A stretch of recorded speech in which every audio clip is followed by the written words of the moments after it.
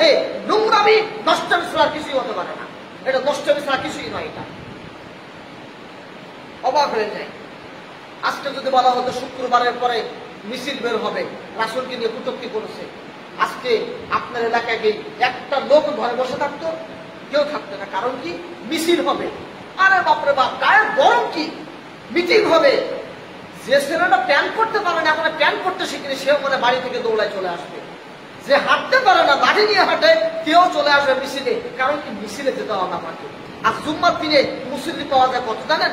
1 থেকে 2 কাটা। আর মিছিলে গেলে সেখানে লাখো লাখো লোকের স্বর্গ বসে যায়। এটা সহ্য করা যায় এগুলো? এটা কি 4টা খানি বাবার? এটা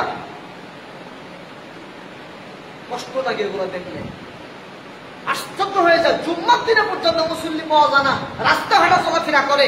আর ইহুদি খ্রিস্টান তোমাকে তোমার রাসূলকে নিয়ে কটূক্তি করলে তখন তোমার গা গরম হয়, আর রাসূলের আইন অমান্য করলে তখন তোমার গা গরম হয় না? রাসূলকে নিয়ে কটূক্তি করলে তখন তোমার গায়ের পশম শিহরে ওঠে, আর আল্লাহ রাসূলের আইনের বিপরীত কাজ করলে তখন তোমার গায়ের পশম শিহরে ওঠে না। মুসলমানের বাচ্চা তুমি না? লজ্জা করা দরকার আপনাদের। আসলে মুসলমান পরিচয় দেওয়াটা লজ্জা করা দরকার আপনারা। যে দেশে মাটিতে 16 কোটি মুসলিম দাবি করি আমরা, 95% মুসলিমের দেশ দাবি করি, সেই দেশের মাটিতে রাসূলের সুন্নাত নিয়ে কটূক্তি করা হয়, মানুষ কথা বলে না। ফ্রান্সে কটূক্তি করা হচ্ছে, ব্যঙ্গচিত্র আঁকাচ্ছে, সেটা নিয়ে কথা বলে। আর দেশের মাটিতে সুন্নাত নিয়ে, রাসূলের আদেশ নিয়ে, ইসলামের বিপরীত নিয়ে কথা বলা হয়, তখন সব মানুষ ঘুমিয়ে থাকে। আমি বুঝতে পারি মানুষ এগুলো সব বাংলাদেশের আইনকে পূজা করে, আল্লাহর আইনকে পূজা করে না। সূরা আযবের 21